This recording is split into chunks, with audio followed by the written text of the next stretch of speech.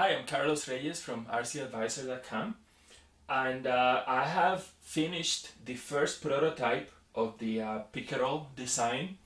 It's pretty exciting. It's always exciting when you build a new airplane, especially one as experimental as this one, and I'm really curious to see how well it flies. So let me pick it up and show it to you. It's I don't know if I can. I don't think I can make it stand. But anyway, I made a couple of more minor changes from what the article talked about. I think in the last video I talked about adding a support, and I was still waiting for the glue to dry. It was still a little wet, but I waited some more, and it still was a little bit more flexible than I wanted. And I had a leftover piece of wood. This is the piece of wood from the spar. So it's like 6 inches long because the spar is 30. And I know in the last video I said, okay, maybe I'll glue it on the bottom. But I thought about it, and it made a lot more sense to glue it on the top, and that's what I did. So it's right here, maybe a little bit hard to see, but you can see part of it here. And after I guess after the glue had mostly dried, I painted this section here, and I think I said I was going to do that. I mean, foam, white foam can be really hard to make sense out of it, see what it's doing. And there's different ways that you can paint it. I have used markers, and they're okay. It's just that the marker tends not to be very opaque. And I've actually learned, with foam, it looks opaque, but if you actually fly and with the sun behind, you can see right through it. You can paint one side and you can be looking at the back side, and you can see the color right there. So it's not quite as opaque as you might think. So anyway, I have a bunch of these paints. They're called, this one is called Ceram Coat, but it's just an inexpensive acrylic paint. I don't know, I think they go for like $1 each bottle. So I got a bunch of colors, and I got a semi-decent brush. I forgot what they call this type, but I guess it's a flat. And this type is for laying down a lot of color quickly. That's exactly what I wanted to do. So it's got a lot of bristles and it's good size. So just drip some paint on, brush it on. I'm not going for good looking. It's just I just need some color, and it dries pretty quickly. Water just running under a faucet to clean up the brush. So it's hard to beat. It doesn't take very long. I mean, sometimes I get fancier and I may put different colors in different parts. But first prototype of anything, honestly, my expectations are pretty low. I mean, I designed it as carefully as I can, but with any new design, if you're not taking chances, then why are you doing it? And I like to take chances. I like to learn, and I like to do new things, and I've learned a lot of techniques, and I learn a lot over the years, and it's just because I take chances. I say, okay, I wonder if I do this, I wonder if I do that. So anyway, let me do a quick overview. I used my brand new Medipore H surgical tape from 3M, and it's a cloth tape, and I have to say I like it. It has a really good grip. It's relatively thin, but again, it's cloth, so it's like cotton cloth, so when you touch it, it does get a little bit dirty. Something about it which I didn't realize, because I put a piece off and I cut it off, and it cut off real easy, and I'm like, oh, okay.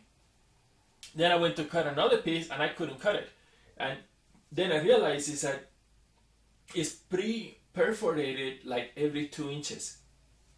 And I'm looking at it right now, I can't see the perforations, but if you pull on it a little bit, you can see where they are, and that just makes life a lot easier.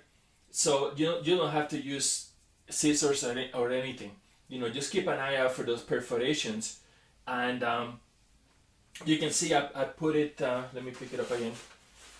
I put some of it. It's on here and it's on there. Here's the back side, and I actually kind of messed up. I messed it up over here. I actually ended up doubling it up over there. But hey, this is a throwaway prototype. You know, it may not fly at all for all I know. And if it flies, as soon as it gets into the air, I'm probably gonna think of a dozen changes that I want to make. So, I mean, I don't want the airplane breaking right away because I need to learn from it. But you know, good looking and polished is just definitely not what I want. I went back to an old technique. This is actually a cut-off nylon tie. That's exactly what I did with Modifly. I actually want to experiment using little wooden sticks for that, but you know, I don't know. I think I have some. I don't know where I put them. So I said, okay, I'll just use the nylon. The nylon works fine. I think I may just continue using that for an airplane this size. I think it works really well. I had some piano wire, so I just bent it and cut it. I've done that many times before, so that was pretty straightforward. The servos I got off another airplane, you know, another. It wasn't a Modifly, but it was another one about that size. I like to use, this is Catch permanent double-sided tape, and it just has a good grip. You know, doesn't cost that much, and this is what I like to use to mount my servos. You know, on foam, works really well. I mean, the only thing with that tape is that if the servos come off, you have to replace the tape, because after it comes off and it kind of gets a little dirty, it just doesn't stick that well. So that's the only thing to keep in mind. I don't know if you noticed, but I have pre-made stickers with my name and address, AMA number, phone number. Just, you know, I mean, I like to be legal when I fly, and to be legal and to be insured by the AMA, you need your AMA number on there. Okay, so every airplane that I fly, I put one of these on. Actually, the stickers don't stick all that well, but you know, it's good enough. You know, if it's again, this is a throwaway prototype. A more permanent airplane, I may put a piece of tape over it to make sure it's not going to come off. I got my motor all set up. Actually, the motor mount is a little bit loose. I drilled a hole through the wood, and I have a piece of piano wire, so I know it's not going to come off, but it's got a little bit of play to it. I don't know if that bothers me enough. I suspect it's not gonna cause any problems. I got my speed control also with double-sided tape. I got my receiver with double-sided tape. Here's one of the batteries. I normally put on the batteries with Velcro, and I can't find my Velcro, so I may have to go and buy some more. But otherwise it's ready to go, and it's gonna go like right there. And you know, again, the servos are ready. I already programmed my transmitter, so I created a new program for Pickerel, and using the what they call the Delta, you know, it's the 11 control. I'm not gonna say too much about this now, but I actually the control surfaces are installed with a little bit of offset, and the thinking is I'm trying to have some built-in differential, and I want more up than down, because if you have, you know, that's I'm trying to combat adverse yaw. Don't know if will be an issue with this airplane, but it's something that you can do. That's not hard to do. Again, I'll explain you some other time. It's a little bit tricky to understand how it's supposed to come together. So then, anyway, I waited for the glue to dry, and then I sanded the leading edge, and I gave it, you know, probably really hard to see, but I gave it a nice curved leading edge on both sides. I used my handy sanding stick. This is metal, and I use the rough side, and it goes pretty quickly. What else? You know, I think after the glue had mostly dried, I took a good look at it. I went through any spots I looked at hadn't gotten enough glue. I put some more, and by now I've used almost all of my tube of perfect glue. This is the brand new tube. So, you know, so I spent like $3-4 in glue, but I love that glue, so you know, for me it was worth it. I'm charging a battery pack, you know, topping it off. The transmitter battery, I think, is looking good. So, you know, what's left to do? I mean, frankly, the only thing left to do is just either get some Velcro or you know, I'm tempted to just do a piece of tape, you know, put it on there just so that I can go and fly it. I waited. You know, this for me, this is a 500 milliamp hour 2-cell battery pack, which is about the mid-size range. You know, I have some that are a little bigger, have some that are smaller, but I have 3 of these, so you know, it's a good one to do some test flying with. Anyway, put the battery on, ready to fly. I just weighed it. It's 8.5 ounces, which I am really happy with, because if you looked at the spreadsheet, the weight of the primary raw materials, I think it was like 8 or 8.1 ounces. At least that was the estimate. And I said in the article, yeah, but you know, by the time I glue everything together, by the time, you know, the little things that are left of, you know, this piece of foam wasn't part of that estimate, this piece of wood wasn't part of that estimate. In fact, I didn't even have these rudders as part of the estimate. So there's a few things that I've added. So for it to be 8.5, which, you know, and I said it might weigh up to 9 ounces. So I'm really happy with that. You know, the weight looks good. And it looks like it's ready to fly, doesn't it? You know, it's definitely very, very sturdy. Don't have any problem. You know, there's a little bit of give over here, but the servos, you know, I did everything with the servos and the way I designed this to maximize the strength. I mounted you know, well, I call them rudders, but they're really vertical stabilizers, because rudder means it's the part that moves, and there's nothing that moves. I tried to, you know, eyeball it, make sure they were straight, you know, the vertical stabilizers. I mounted them very close to the L1s. I test ran the motor, plenty of power. You know, what else? You know, everything is looking good. Everything is looking good. You know, the glue joints are pretty solid.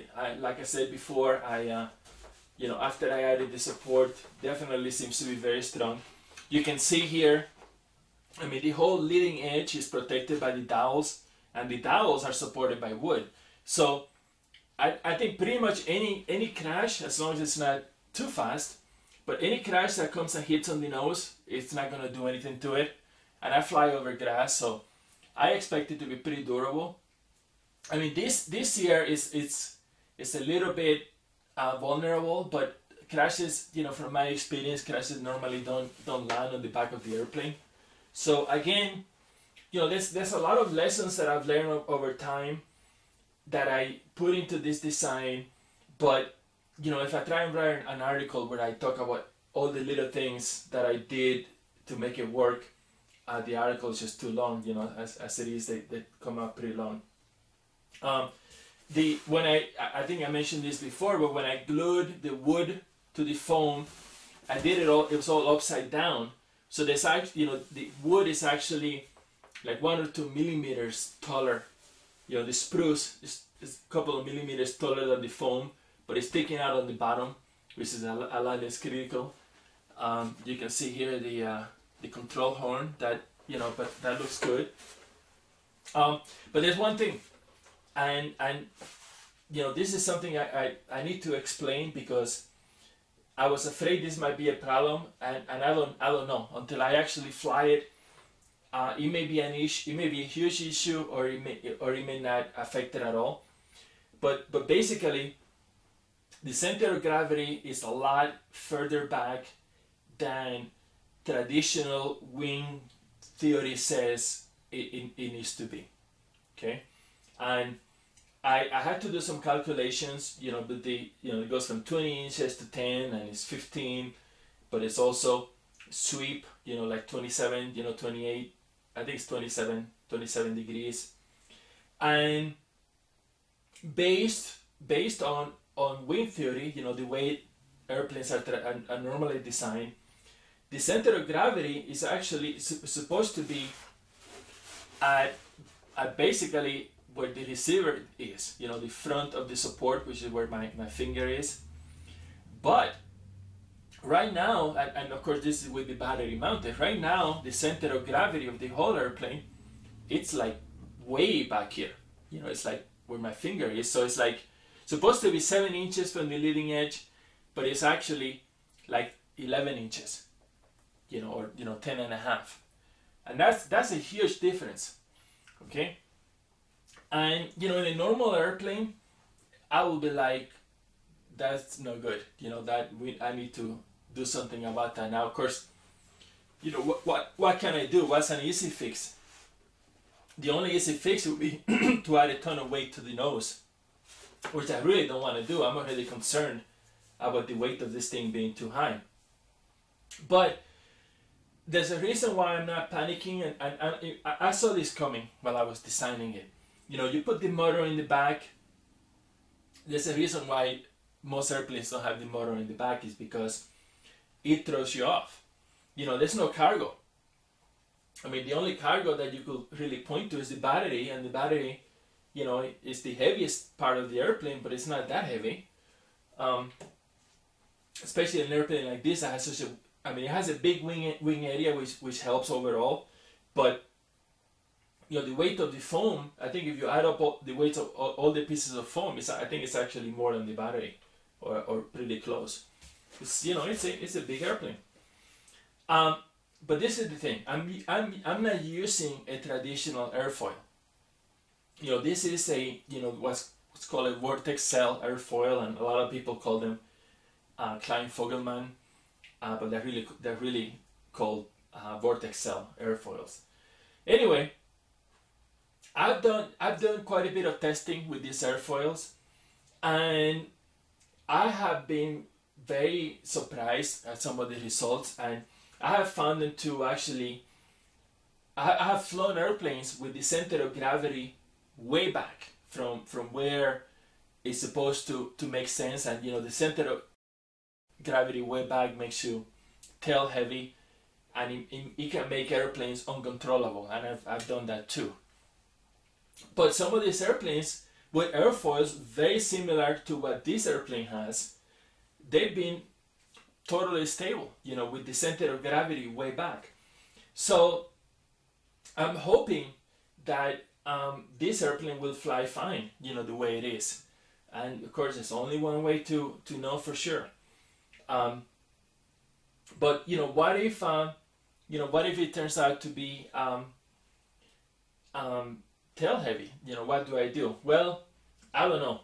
I mean, right now putting the battery at the step here, you know, it's just convenient because that's as far as the cord goes. You know, for me to try and put it all the way to the nose like this, of course, you know, I have to be careful with it getting damaged in the crash. But then I will need some sort of extension, which I don't know if I have any. I don't think I do. You know, this is a micro Dean's connector, which I like. So, and putting the battery this far forward, I don't think will be enough. In fact, I can do a quick test right now. Yeah, I'm still like 3 inches too far back, again, according to traditional theory. So if it proves to be tail heavy and uncontrollable, I think the only real solution will be to put the motor in the front, because I hate the thought of adding extra weight. In fact, I mean, I may tape a battery or two to the nose just to see what kind of difference that makes. But that would be just like a one-off type of test, and I've done things like that before. But I hate the idea of, you know, a finished good design that needs ballast weight, you know, a lot of weight. You know, I may be talking 2 or 3 ounces, which is just nuts. So anyway, I'm gonna test fly it, hope for the best. You know, I want to learn as much as I can, so I might get other surprises from this design, and that's fine. In the meantime, you know, I just want to try it and see how it goes, and you know, think about what I'm going to do with the next one. you know, it may also turn out this may just fly fine, and then I'm pretty much done. You know, I like how it came together. I mean, I built this in one day, easy. So, you know, you can't beat that. And all the materials are pretty inexpensive. So, you know, of course, let's see how it handles in the air. You know, that's a whole nother thing. But I'm expecting it to be pretty maneuverable, and I'm hoping that it has a very good speed range. And like I said in the article, you know, if it flies, when I have a version that flies well enough, I'm gonna try and fly it with the motor off in a slope as a glider. And but what I really want to try and do is scale it down. You know, this is like a 25-gram motor, you know, the Blue Wonder, but I want to scale it down because I have a couple of 10-gram motors, and of course, you know, the total weight probably have to be like half of what this is, but you know, it should be pretty easy to scale down. I may need to switch to a thinner foam, but I already have that. You know, the Cell Foam 88, I have 3 millimeter, you know, 1/8 inch, as opposed to this is being foam board, which is 3/16, which it's about 5 millimeters. So it's a very scalable design, easy to put together. Should be very durable, but we'll see. We'll see. I'm not planning on videotaping the first flight. I'm gonna have too much on my mind as it is. So I'll just come back and report, you know, after I've flown it, and you know, of course, I may should be showing you the pieces. Probably not, but you know, is it gonna be thumbs up, thumbs down? I don't know. That's the whole point with research. You know, you try it and see what happens and learn from that and move on and just try a different experiment. So anyway, till next time.